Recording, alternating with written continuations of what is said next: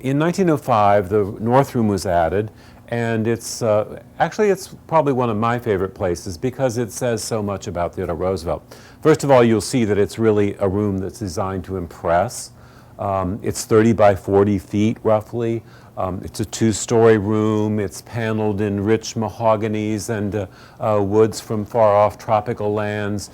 There's a prominent pair of elephant tusks that frame the entryway.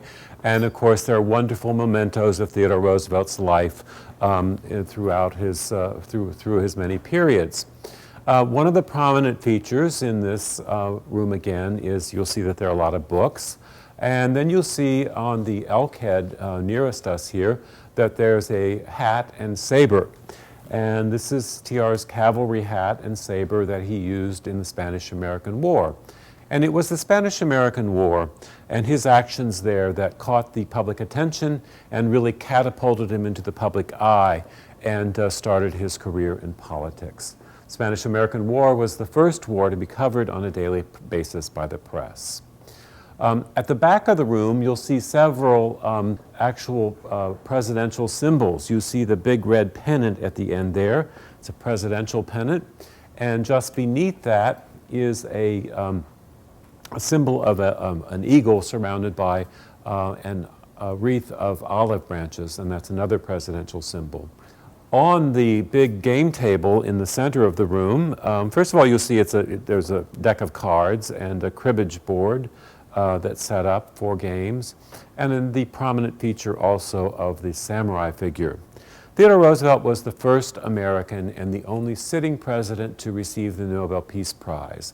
And that was for helping to settle the Russo-Japanese War, the Treaty of Portsmouth. And both sides, both Russia and Japan, made gifts to him, both rulers, and the samurai figure here was a gift of the Emperor of Japan. This portrait here by Fyodor Enki of TR in his Rough Rider uniform was TR's favorite, we are told, because the artist painted away about 30 pounds. TR, he was a pretty slim and trim guy for all the time he was really exercising and riding. He loved to ride, and he liked a strenuous life. He liked being out of doors, but he also liked to eat. And in those days, it was thought that if you did intellectually rigorous work, you should eat as heartily as if you were doing hard labor out of doors. So TR did have a weight problem through most of his life. So the reason he really liked this picture a lot was because it slimmed him down. You know, Ted Jr. said, "Meal times at Sagamore Hill were the best education I ever had." And the reason for this was that TR attracted a lot of interesting people around him because he was a pretty interesting guy. And I think one of the reasons that Roosevelt is an enduring figure in American culture is because he did so many different things. He was a writer, of course. He was a hunter. He was in the Army as the U.S. volunteer colonel. He was the Assistant Secretary of the Navy. He was the police commissioner in New York City. Of course, he was a governor and a president. And of course, all of these things he did well, and he was interested in and attracted people around him. And people flocked to see him. He was a wonderful entertainer and invited them to come join. And the children were allowed to eat with the family. And that was not typical of most households of this time period. Now, I said earlier that Mrs. Roosevelt was feeding some 25 people 3 times a day. Obviously, they didn't all sit at this table, and they all didn't eat at the same time because, of course, the farm hands and the servants would have eaten in the service area of the household. Another thing about Sagamore Hill is that it's like many family homes, is that it's a conglomeration of things, including this Herder Brothers cabinet. Now, Herder Brothers was like the Rolls-Royce of cabinet builders of the day. And then you have other things that are obviously more modest background that we don't actually know the derivation of. So you have a combination of these things where it's very fancy and pretty common, all kind of eclectically rolled together by Mrs. Roosevelt. We're going to go up the servants' stairs now to the 2nd floor. The red bathroom was the first bathroom in the house, you know, you can see that it was a bit different from ours today. You look at the tank for the toilet way up top near the ceiling. You pulled that little chain there to make the toilet flush. Later, the family added other bathrooms as the family grew.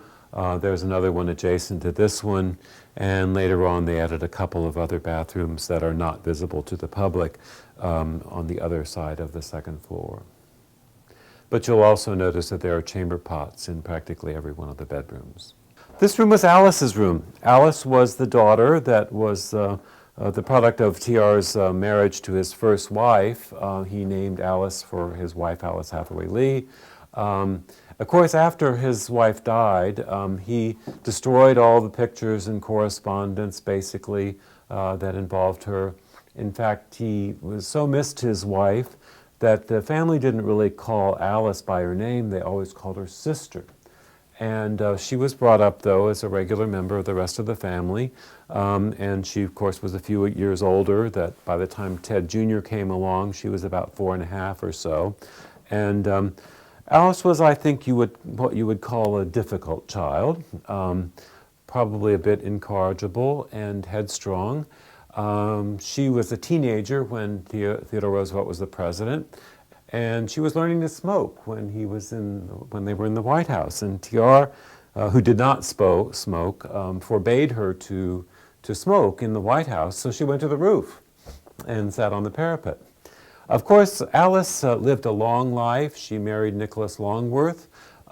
She was born in 1884. She died in 1980. She was 96 years old. She was the doyenne of Washington, D.C. society for about 7 decades. And she was known for being a headstrong woman, influential and unique. It was she who had the sofa on her cushion that said, "If you haven't got something nice to say about someone, come and sit by me."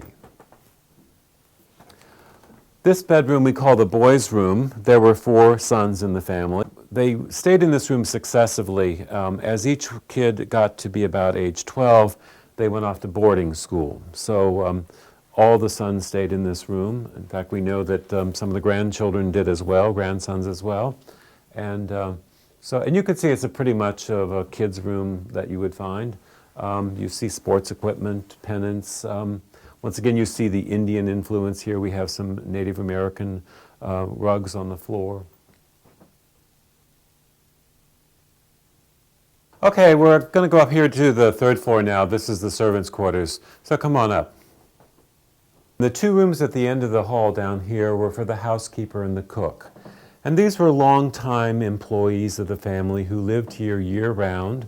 The Roosevelts, of course, came and went because of Roosevelt's jobs as governor, president, and so on. But these were the constant people that stayed here to take care of the household. They would have opened it and closed it and would have known when the Roosevelts were going to come and go. And they worked for the family for a period of about 30 years. These 2 rooms at the end of this corridor were for serving girls, and the Roosevelts employed Irish immigrants mostly, chambermaids who helped out, and they hired them seasonally when they needed them. Obviously, when they weren't here, they didn't have to have them, so they'd pick them up during the summer. But of course, remember that everything was very labor-intensive. Making beds, doing laundry, ironing, taking care of many, many household chores was accomplished by the use of these young girl servants. Storage was here for, in addition to obviously the linens, coverlids, quilts, sheets, towels, all that kind of stuff. You can see the lighting devices on the top shelf, because if you came upstairs to go to bed, you probably would carry one of these oil lamps with you to light the way. Get a good picture there of a gas light fixture. The little key on the bottom was the valve, and that's the way you turn the gas on and off. The house was gas lit. The house was not wired for electric until 1918. Now we're on the 3rd floor, which was basically servants' quarters and designed to be servants' quarters. And it was not typical of this time period for family members to share living quarters with servants. But it did happen in the case of the Roosevelts. This room that you're looking at now was Ted Jr.'s room. And the family grew and they needed more space, so he got to be up here. I'm sure he didn't mind being around the female servants.